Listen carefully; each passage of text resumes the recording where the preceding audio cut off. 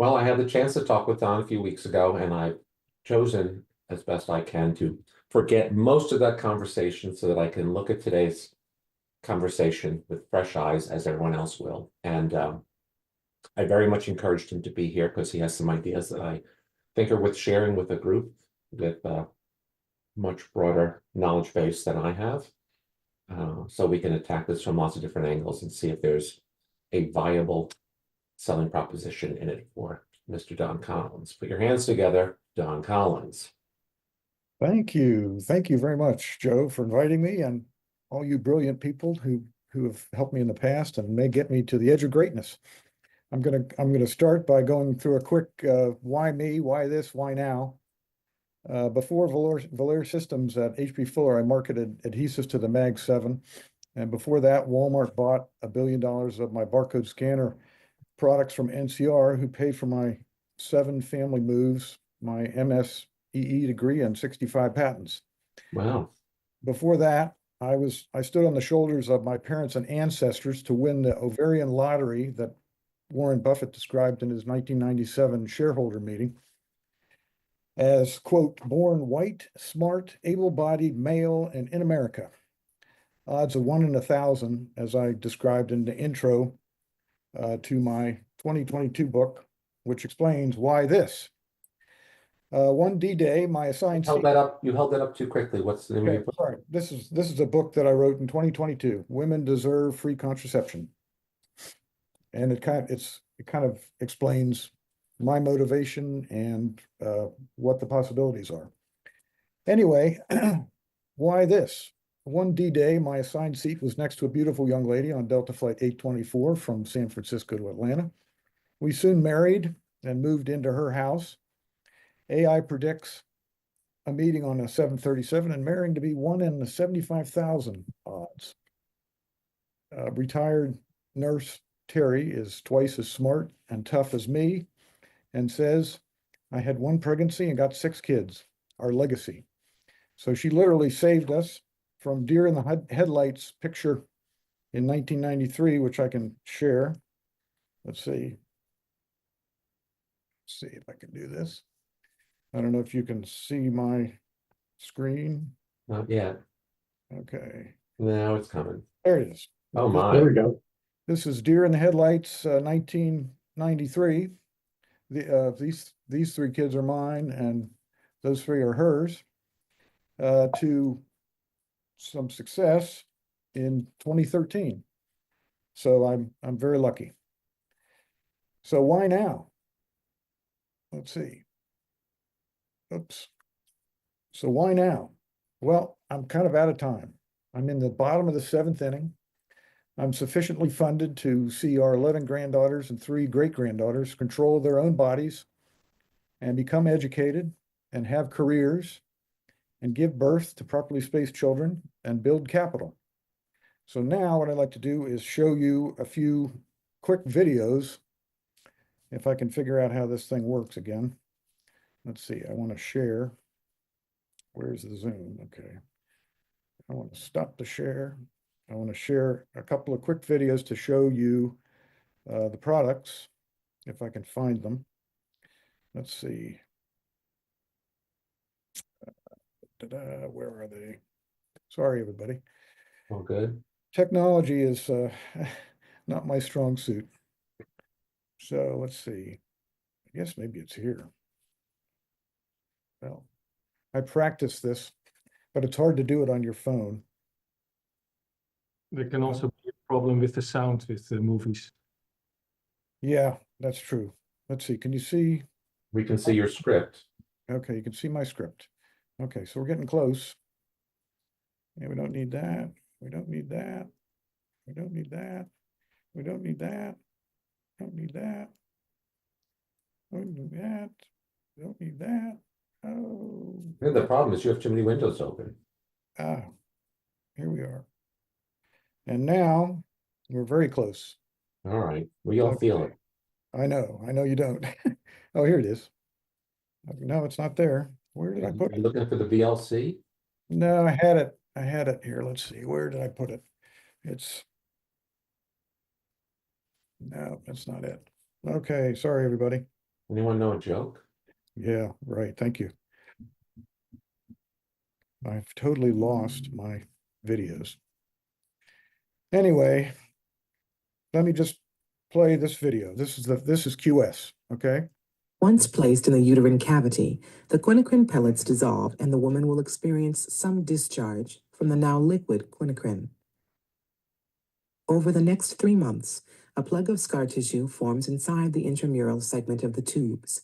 This plug of scar tissue blocks the sperm's movement into the fallopian tubes and the egg's movement out into the uterus, thereby preventing fertilization. Anyway, this is really my main impetus for today. The other device is the Lippes loop. We're planning to bring back the Lippes loop, which we've reverse engineered and to be exactly the same material as what Jack Lippes invented in 1962. So these technologies are two pretty old technologies. Can everybody see my screen now? It's What's the ISAF? the presentation. Mhm. Okay, anyway, our purpose is to help women to get better contraception. And that means that they would have fewer unintended, unwanted pregnancies. And if they do that, they're going to be more empowered and better educated, and they're going to get more jobs.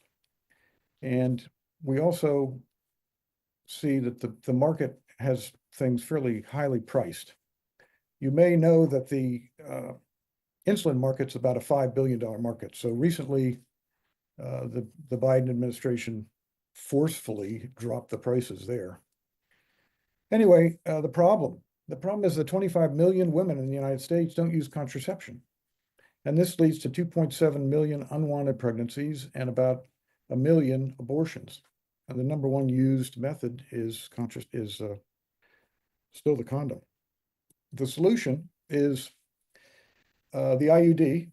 Now, of course, you know there are a lot of IUDs, but all of the IUDs are drugs at this point. This would be a device because it has no copper and it has no hormones. And it would be used during the childbearing years, which for a woman are typically about 5 years. There's a study done in 2003 that showed that almost 1 million women in California, when given IUDs, saved California 7 times the cost of those IUDs. QS is an in-office, non-surgical procedure that doesn't require general anesthesia, and women can recover from it very quickly. And as I said before, our view is that women deserve, US women and all women deserve free contraception. So why now? It's been a long time coming. As I said, our technology is probably 50 years old. There's more, basically, our healthcare for women is not as good as it should be, and it's getting more restrictive. Unless you're Elon Musk, having fewer babies you promotes your family economics. And even though, climate change, believe it or not, climate change may be upon us. And you may have noticed that our oil consumption continues to go up because as we grow and grow and grow, we're going to need more energy, which of course is leading to the loss of a lot of species on the planet. So You're talking about a lot of existential things and making broad yeah, statements about the impacts on the world of this technology, but I don't quite understand the technology yet. And I think I'm speaking for most of the folks on the call. Can you? yes, let me describe it quickly.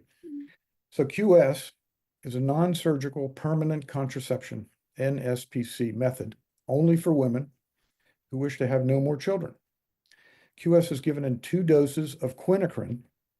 Quinacrine is the synthetic version of quinine, which is a drug developed from an antimalarial, developed from the bark of a tree in 1820 and synthesized in the 1920s, used by 3 million soldiers in the Pacific Campaign in World War II at about 100 milligrams a day to fight malaria and stomach bugs. And So it's given in 2 doses of 7 tiny pellets, 36 milligrams total. That's what you saw in the video. A total of 252 milligrams after a woman's period, 28 days apart, 2 doses, using a modified copper T. Let's see, I don't know if you can see, you can't see. what We I'm- can. I took your screen sharing off so we can focus on Okay. you. So it's basically using a modified copper T intrauterine device inserter. I don't know if you can see this. Just And in- the pellets are expelled at the top of the uterus blind. Alternative contraception must continue for 3 months following the first insertion, allowing time for a woman's immune system to respond and occlude both of her fallopian tubes. So ultrasound can use to confirm bilateral occlusion. QS is safer. We've done over 200,000 procedures in over 50 countries than surgical tubal ligation, which the CDC said causes 3.6 deaths per 100,000 procedures. It's a surgical procedure. QS does not require hospitalization or general anesthesia, has side effects lasting hours up to a day, and requires little or no recovery time. Don, you're giving us a lot of data. I'm having a hard time processing it all. Okay, What I believe you shared is a combination device. There's a device element and there's a pharmacological element to it that you inject quinacrine into a woman yeah, and wait over a period of months for it to scar her fallopian tubes. Have I captured the essence of it? yeah, that's correct, except it's really an immune response that happens. I want to ask Dr. Carr, our resident pharmacist, what she's hearing, because a lot of this is foreign to my ear. Okay. Great, thank you. Susie? I'm not sure of the implications of quinine. I know that it is an anti-malarial drug. That was one of the first anti-malarial drugs developed before they've come out with newer drugs. And I understand the implications that it does narrow the tube so that the sperm can't get through. So it's just really a side effect of the quinine, which they use for leg cramps. They use quinine for a number of different reasons. Does quinine typically mean that, when it's used for malarial or other reasons, does it typically render women infertile? No, absolutely not. So No, it's one of the most studied drugs in the history of the world. It was bought in huge quantities by the military, back during World War II, and it's been studied like crazy, and it's generally digested. It's used for parasites that are in the gut also. It's also used for immune diseases like lupus, and it's still allowed for those purposes. However, the FDA has specifically said that it cannot be used for intrauterine. It cannot be used in the way that we're suggesting to use it. Now, to be clear, we've had 3 phase 1 trials in the United States with quinacrine, and our phase 3 trial, which started in 2006, was halted by the FDA based upon a rat study that was done by FHI, and so we were ready to go with a clinical trial, and we were stopped, and we went and we appealed that to all the way through the FDA, producing all the evidence that we needed to prove that QS is safe and effective.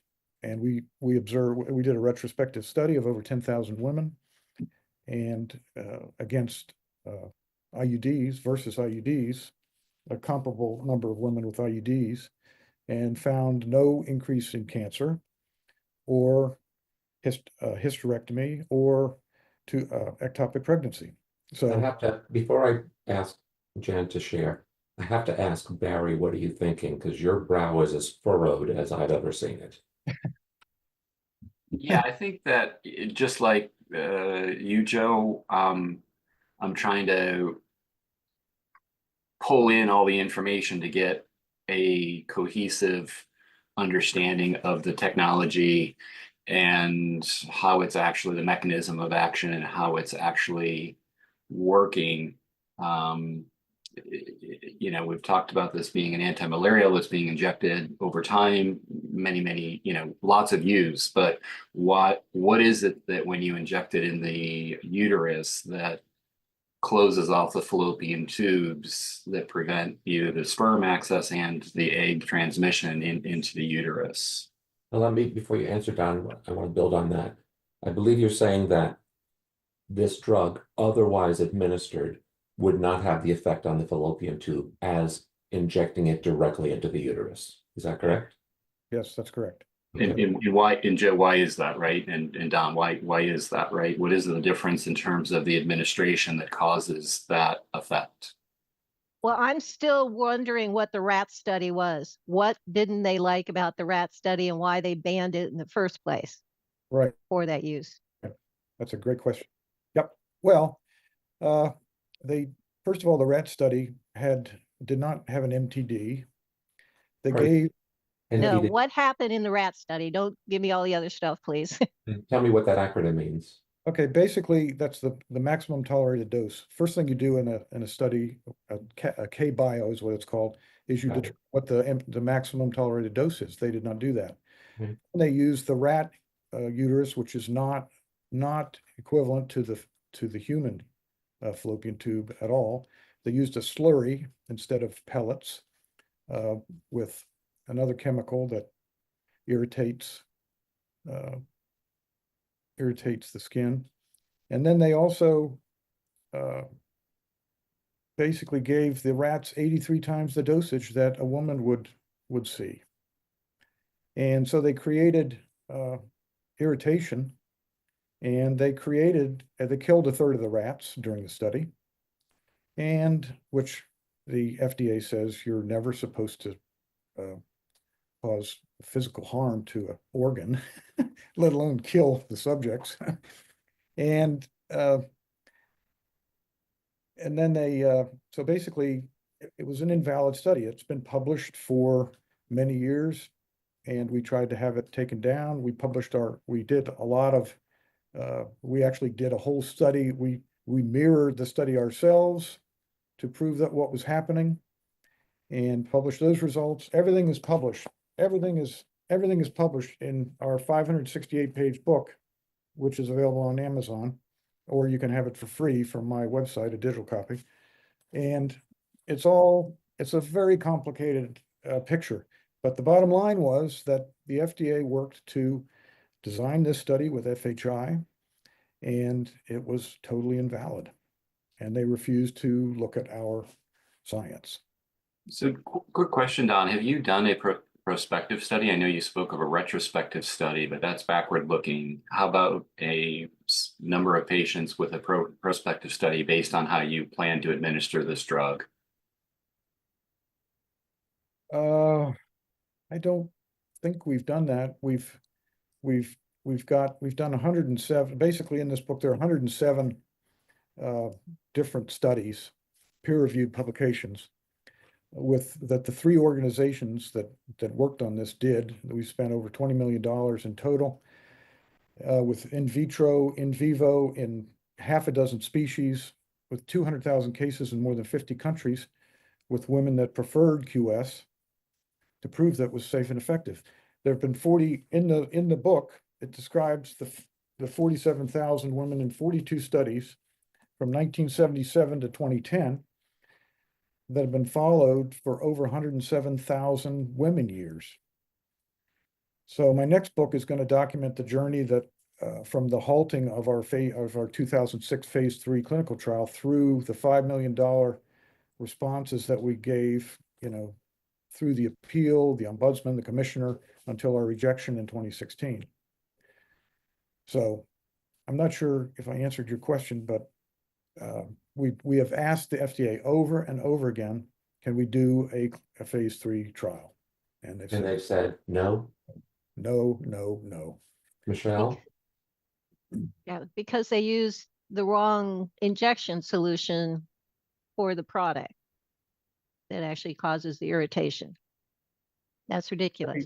They used the wrong chemical. Blurry stuff. Yeah. That's right. They used a slurry. Well, first of all, let me start back in 76, when Jaime Zipper developed this method. He used to use it to close the pleural sac in spontaneous pneumothorax, punicrin, and he found out that he could use it as a slurry with women. Well, some women were, actually died because the slurry went through the fallopian tube into the peritoneal cavity, and it was too much.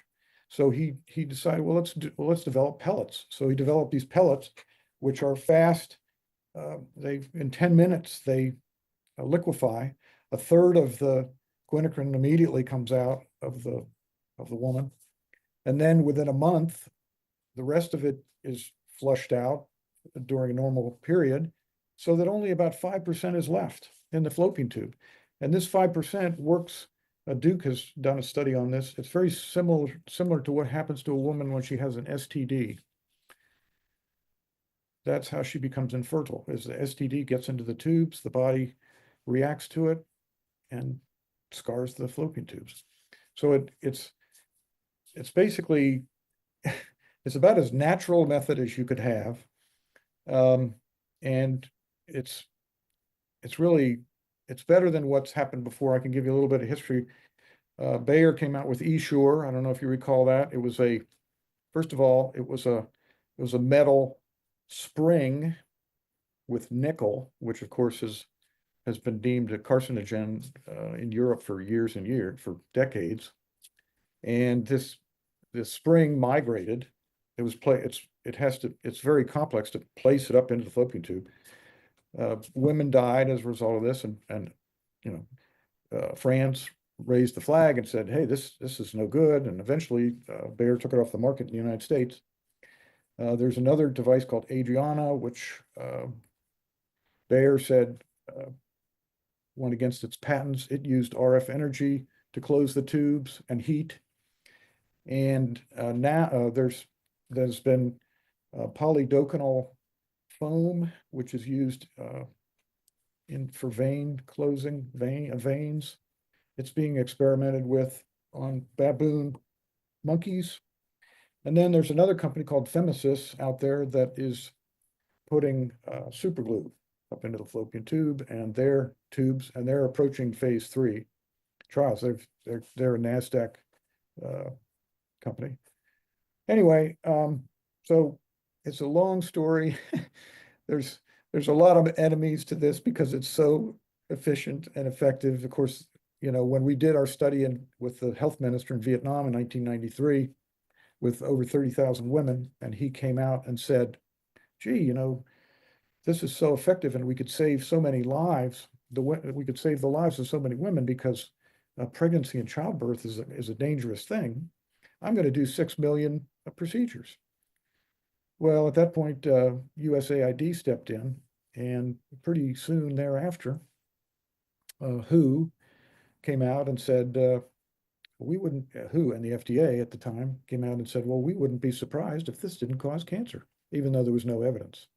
I'm hearing a lot of very negative words like death and cancer and Yes. youth.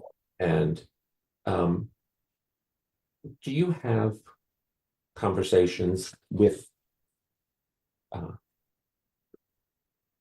enthusiastic people hearing you, and they don't have the kind of skepticism and reticence that I'm personally feeling? Maybe others are. I'm just hearing a lot of Oh yeah, this is a very contentious issue because it's such an effective and easy method and cheap. Like I was saying, in Vietnam, it was $1 per insertion. And my question is, do you have conversations with scientists, investors, people in industry who are like, oh my God, Don, you're sitting on a gold mine. How can I help you? Well, Joe, that's a great question, because basically what's happened is we've stopped because the FDA has disallowed us. And I know that we have a better chance of doing this in Europe, where you know, IUD, you can get an IUD for $33. In the United States, it's $1,200. I have to stop you again. When you say FDA hard stop, Yeah. I'm ready to shut off my television. I mean, without FDA, you've got Right, that's right, slides and videos and such, and nothing to commercialize. that's right, that's So right. is your main objective at this point seeking industry perspective of, can you help me figure out a way to reintroduce this to FDA in a way that they can let us proceed? Is that your primary objective at this point? Yes. Okay. Back to Michelle, the, can I ask you to come off mute? Because Michelle's my go-to FDA person. wonderful. I don't know if you're camera ready today. I'm halfway there. Okay.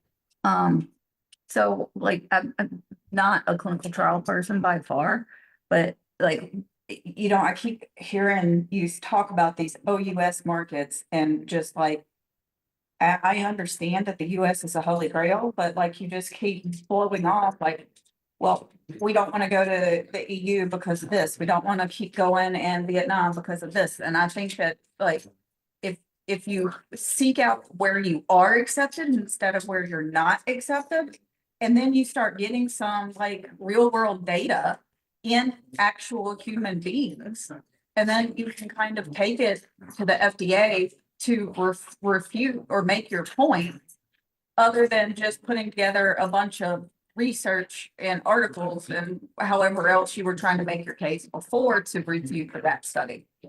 Right. No, Michelle, that's a great point. We've done this since 1977 to 2010. We've been all around the world. We've been on 60 Minutes, which didn't help us. When was that? But why aren't you on the market in those countries like here and now? Because if you want to get a product on the market in those countries, the best way to do it is to be FDA qualified. Or you can get a MDRCE mark, or if it is considered a device, given the nature of action. But their clearances, actually, most of the world recognize the CE mark for medical devices before they would recognize the FDA. Yes, that's a good point. And I'm investigating that, but previously, you know, on 60 Minutes, we said that our mistake was not, we got a lot of blowback from women in the developing world that said, you're experimenting on us. Why don't you experiment on American women? Okay, because, and that's, of course, we don't want to experiment, but we don't think it's an experiment at this point because it's proven. But if we did it in the United States, then that would answer the question of, is it safe and effective to the FDA? But they won't let us do it. So, to Michelle's point, do you have any country in which you are free to operate, encouraged to proceed, anything? Do you have any place to do this work? no, I have nothing at this point. Right now, I'm fundraising. Right now, let me back up for a second. I'm the second generation that's working on this. The first generation is about to check out. So rather than just let it die, which it's pretty much gone already because nothing's happened since 2010, you know, almost 15 years. So I'm fundraising now. I think potentially the atmosphere might be good for bringing it to the market in the United States again. And Based on what do you say that? well, I just think I think, you know, women go through This is feeling very spurious, Don. 40 years. I don't know. I think women are going through. It's not a good way to answer that question. And to be honest, because I got on a few minutes late, and on the slide where you were talking about the esoteric parts of it, I was like, the very first idea I had, this sounds like a third world country problem to solve, and then this would be better in Africa or other places that have poverty and population problems. Because of his leading with free. I don't know, I came in on the slide that had 4. They all had 4 circles. Oh, I don't know. Yeah, trying to keep- Right when you made them stop, Joe. Anyway, yeah, I'm sorry. I'm trying, yeah, the reason I used the 4 circles was to try to make it simple. And because, Well, my point is like you were in the SO tier, wherever that is, like, I don't, like, we're hypothesizing about why the US doesn't have like, I don't know. It was like, no, I I understand. don't think that that's the problem with our economics. I Is, appreciate, yes, you're right. You're right, absolutely right. And we've been there. We've been in the developed world for decades. 200,000 women are very happy with our method. It's safe and effective. And the FDA should allow us to use it in the United States, basically, because there are a whole lot of, how could we have a maternal mortality rate that's higher than many of the developed countries in the world? It's crazy. Anyway, I get your point, and I'm pursuing that also, but right now what I'm doing is fundraising, and that's my main goal, is to do some fundraising. Rick? You're on mute, Rick. He knows. There we go. No, I was just, I'm not familiar with a lot of, I mean, there's a variety of ways to permanently sterilize a human female, but I was trying to get perspective in terms of safety and I'm sure cost, and how would it compare, for instance, to something that most of us are familiar with? We call it tying the tubes. We had it done after our 3rd child. Right. While they were in doing the cesarean section. But Right. so in terms of, I'm sure the cost is much lower, but in terms of safety and efficacy and everything like that, where do we stand? Yeah, it's safer than tubal ligation. There's a lot of things that can go wrong in tubal ligation, and we believe it's 98% effective based upon the studies that we've done around the world. And it's kind of a no-brainer in a way. So let me go back to the slides real quickly, and I'll show you the market size in the United States. I don't want to talk about the rest of the world. The rest of the world, there's 225 million women that don't have contraception in the rest of the world. It's a huge problem. Okay, I don't want to talk about that. I just want to talk about the United States. So, Rick, you're exactly right. I have 4 daughters. They're exactly the same at 30, 35 to 40-ish. They've had all the children they want. A tubal ligation is on the order of $5,000. So let me share again, because I'll get into these numbers pretty quickly. I don't know if you can see my screen. Yes. Okay, so the total addressable market is 72. There's 72 million fertile women, girls and women in the United States. As I said before, 65% of them use contraception. Of those, 10% use an IUD. Of those, they change it every 5 years. So basically, it's a serviceable addressable market of about 1 million per year. And I'm saying that if we got 8% of that market, that'd be 75,000 procedures, 75,000 loops a year. We're planning to charge $30 a loop. So that's a little over $2 million. The total addressable market for sterilization, tubal ligations, basically is the method in the United States, is 643,000 women. And so the serviceable market's the same. I predict that we could get 1/3 of that, maybe. And it takes, for QS to be effective, it takes 2 procedures a month apart. So for $30 per procedure, $60 total per women, that's about $12 million a year. you're gonna spend maybe twice that on a study to prove it's safe and effective. Well, I've already proven it's safe and effective. Not to the FDA. You're starting from Right. scratch. Well, the FDA, we've already done the animal studies, that we've done the human studies. We've redone the rat study to prove that it was, wasn't done correctly. And It's like you're arguing with the professor. I deserve an A on this. Well, I am failing you, but I proved my thing. Yes, but not to my satisfaction. No Okay. credit. let me keep going. So competition. The competition, of course, is the people making money in contraception. And that still, it's crazy that the male condom is the most used method. The 5-year cost for the pill, for oat pill, when it finally comes out, is going to be $1,000 without insurance. For IUD drugs, that is Bayer, Mirena is the, Skyla, Cleena. Those are on the order of $1,200. Doctors can buy them for a little over $800 in volume.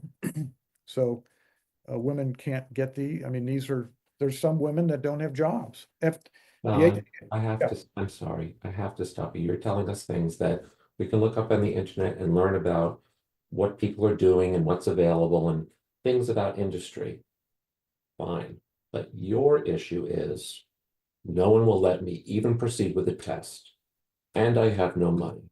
I can read these things somewhere else. We're here to help you about your product and your issue, and right now I'm seeing absolutely no viable path forward for you. May I have a show of hands from my friends in the audience? Am I too, dour here? Do you see any viable, hey, I have an idea, have you this or that done? Anybody? Show of hands. Susie, what do you have? Well, I see viable reasons for using this in underrepresented countries where they have no birth control and they have overpopulation and they're all starving. So maybe not yet in And the they're all United. starving. Okay. Yeah. I have some, I want to speak up a little bit, but I have some concerns. Like there, I can see why people in third world countries would not want to be guinea pigs for this because of other political things in terms of, maybe they're going to be forced to be sterilized. There's been studies even in the US where they tricked people into becoming sterile. But that aside, I think in general, if this, there are big concerns that you kind of have to tailor down what the FDA is looking for, because what are the long-term effects of it? We can't say that everything's 100%. Would there be issues like with fibroids? What are the long-term studies that you've done with the people that you've already done this with? And in the beginning, I was a little bit confused because I didn't understand completely whether or not there was sufficient animal studies, the preclinical studies versus phase 1 that you mentioned that you did. So not having some sort of like data showing like this is what we did for preclinical studies, and then like a little graph that says here's the outcome of this. Because you were talking about how the FDA shut down that FHI, which was like the carcinogenic study. They were saying that it's carcinogenic. Well, to disprove that in this case, I don't know what studies you've done to kind of disprove it, because those are longer term effects. This is a permanent solution for people to not bear children. And me, I was born with a vagina, so I'm getting a little nervous. Like, do I really want to do something that's permanent? Yeah, children, maybe, there are deaths. We can talk about potential deaths and the cost benefit analysis of doing this. But what is my body? How is my body going to react to doing something that's permanent? And then mentioning like working similar to the mechanism of STDs, that was sort of a trigger word that some people might feel a little scared about and think, oh no, this could be like an STD, because they're not well informed.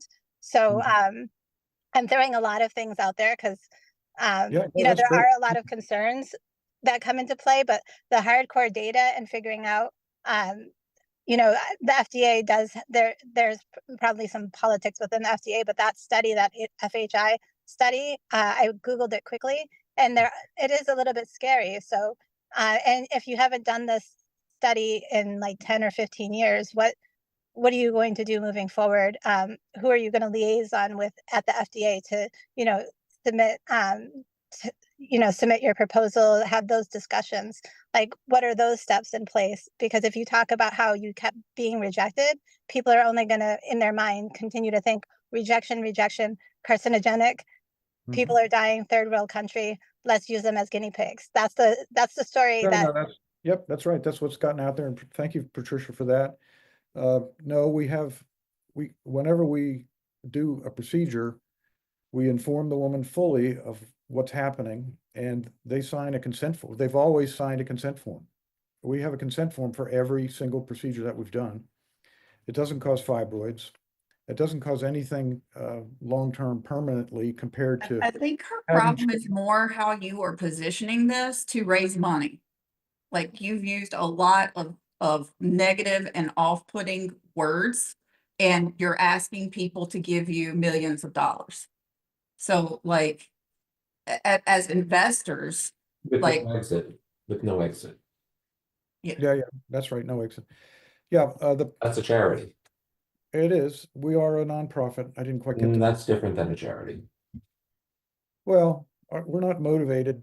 We're not motivated to make a lot of money at this. Do I have money to give you and never see again or not? Or could I give it to a food bank? That's true. You could, that's true. you also, if you're raising money, don't want to tell the people that you're gonna give you money that we're not in this to make money. Anybody giving you money will be in it unless you go to the Bill and Melinda Gates Foundation. That is probably gonna be I think otherwise you're barking up the wrong tree. You've got to go, if you're looking for money, you got to go to people who've got so much money that they're only giving it to charitable and nonprofit causes. Are you And hearing this, the people Andre? like He's that asking are you. not going to be doing it to give it to women in the US. They will be giving you money to give it to women in these underdeveloped countries. I should have just put you directly in touch with Andre, because he is fucking loaded. Okay.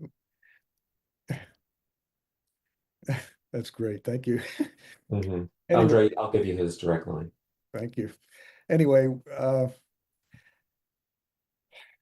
bottom line is that the methods that are out there for women today are not serving them because only 35% of the women in America use contraception, which is absolutely crazy. And as I heard Melinda Gates say a few times, contraception is the foundation for women's power. And it is. If you learn how to use contraception as a girl, you can become educated, you can get a good job, you can build capital. And if you don't, then your life is going to be a lot harder than it should be. And I hear everything everybody's saying, and appreciate your help very much. Well, what, if we were to conclude the call here, what would you say are the main takeaways for you from this call? Well, don't waste your time at the FDA, which I certainly have heard before. And, the FDA is funded by my competitors, basically. And, we've done this for many, many years. And it's going to take a lot of money, as you said. And you're telling me don't waste my time, my precious years, and other people's money. But I still think that we could make things better for a lot of women. And it's too bad that the FDA, won't consider the science. And I realize they've made their judgment. And so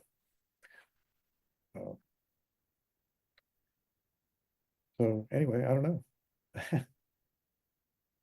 We haven't, what's this you wrote, Sue? So I'm a delegate for ASHP, American Society of Healthcare Pharmacists, for District of Columbia, where we vote on laws and bylaws that go and amendments that go before the state and Senate.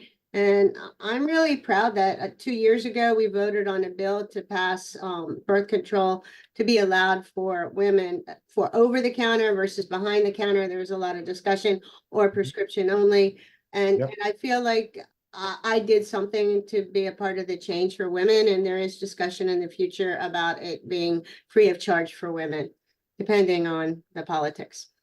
Yeah, that's fantastic. I watched the 9-hour FDA advisory committee meeting, and during which time the FDA said, nope, you don't have good data, do your data again, you're out to lunch, forget it.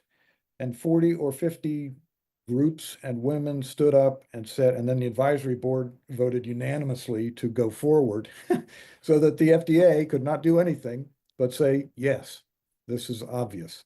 And I thank you, Sue, for that. It was amazing. It was an amazing thing. It was fantastic.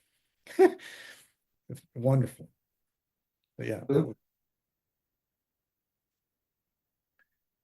So, Luke, did you want to say something? Yes, get my hand down. If you want to raise money, you don't come to me because I don't have much. But I hear you say it creates scar tissue. I wouldn't name it like that. You can phrase it like a benign collagen blockade or something. right. That sounds better. But also, I didn't hear any argument from you why a woman should use your method above another method. I mean, if other methods are available and they're insured for it, they don't want to pay for it. And I didn't also hear any argument why maybe an insurer or whatever should pay for your method. Those are great questions. Number one, it's non-surgical. So you go to an office setting, and a healthcare professional like a doctor or a nurse practitioner or a PA or a midwife could do the procedure. It takes a matter of minutes. Do you sell it to the woman or to the practitioner? No, we sell it to the practitioner because, that's the way it works. Okay, how do you market it? No, that's right. And so I've got a survey on my website, which I need to get funded to go to. I've come up with a list of 9,000 healthcare professionals in the United States that we could go to ask them the question, would you be interested in QS and the loop if they were available?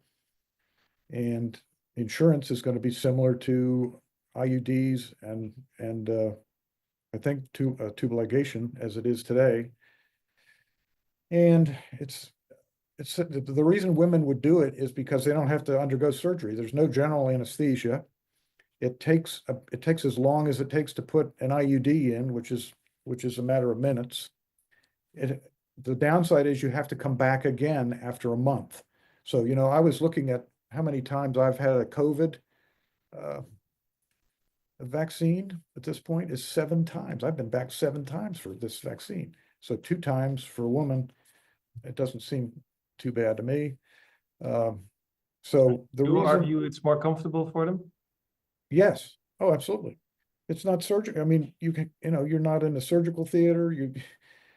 With the cost associated with that, the downtime associated, you're out, you can't go to work for a couple of days, for 3 or 4 days. You don't feel well. There's the risk of surgery. Whenever if you're doing laparoscopic tubal ligation, the doctor can snip the wrong thing, there have been mistakes made. The CDC years ago said that 3.6 women out of 100,000 die from tubal ligation. We've not had any deaths with the pellet method at all. No deaths, 200,000 women. So it's a lot safer. It's a lot easier for women. Women love it. When we would go to these countries, it would be viral. When the word got out, it would be viral. Some women in these Again, I think you got to think about the consistency of your story, because you just told us that other women didn't want it because it wasn't in the US, and they wouldn't even try it because it meant that it wasn't safe and effective. I don't believe it. Because they didn't want to be, you said other women don't want to be, women outside the US don't want to be yeah. guinea pigs. Oh, I'm talking about, these are enemies. I mean, what people are financially motivated or ideologically motivated, they're going to tell their story. I mean, that's their story, and it's wrong. It's not true. Women want the QS procedure whenever it's available, in our experience. And these other people, they don't want it because it's so much more effective. You need to change your presentation slides from the general information like Joe was talking about, and put some numbers in there on your studies. how long you've been doing it, how the people take it and stuff, and get some positive words in there. Okay, well, Hire Joe to fix your presentation or something. Yeah. It's appreciate not He has to do some right. fundraising first. I don't know if he'd spend his first dollars on Joe Hage. Although I don't object, but well, I that's don't a know great- that it great further advice. his objective significantly. You need to Joe- go to some pitch things where they show you how to do some of these numbers and stuff. I mean, I agree with everything you're saying. I mean, I know it, but I know that because I'm a woman. I want to know how safe it is, how many people you tested on, how long you've been following up, all that kind of stuff besides the money. And then even a slide on what this is versus some of the other ones that have occurred with some numbers or something. Yeah, you've talked about the rats more than you've talked about the good stuff. Yeah. Well- We've talked about dead rats a lot. Yeah, no, I know, and I'd hate to do that. I hate to spend the time. Don't do and, it. and some of these non-hormone IUDs that cause migration through the uterus and other things cause problems show how the loop is. I mean, I had a Delcon Shield for years that's supposed to be so awful. They told me what to watch for, and I never had a problem. But Right. you know, you're not telling a story on why your product is great. You know, you're saying why people don't like it. Next week, we have Goldie joining us again. It's been a while, and she's going to talk to us about regulatory challenges for startups. The following week, we're going to talk about CAPA mistakes, and we have Jeff Gable on engineering, Dwayne Mancini on funding, and Bill Vallis coming back to talk more about quality as well. So we are pretty rounded out for the balance of the year. We're going to take 2 weeks for Christmas and New Year's. And a reminder that my son's 21st birthday, January 10th, is your solitary chance to get a ticket for 10X at the $16.95 price. I am looking for folks to suggest speakers and strategize on how to get the word out. So with your help, you will have the 10X that you asked for. For Joe Hage and Joe Hage Enterprises, this has been Joe Hage with featured guest Don Collins. Thank you, Don. Thank you, Joe. See you next week. Thank you, everybody. Bye, everyone. Appreciate it.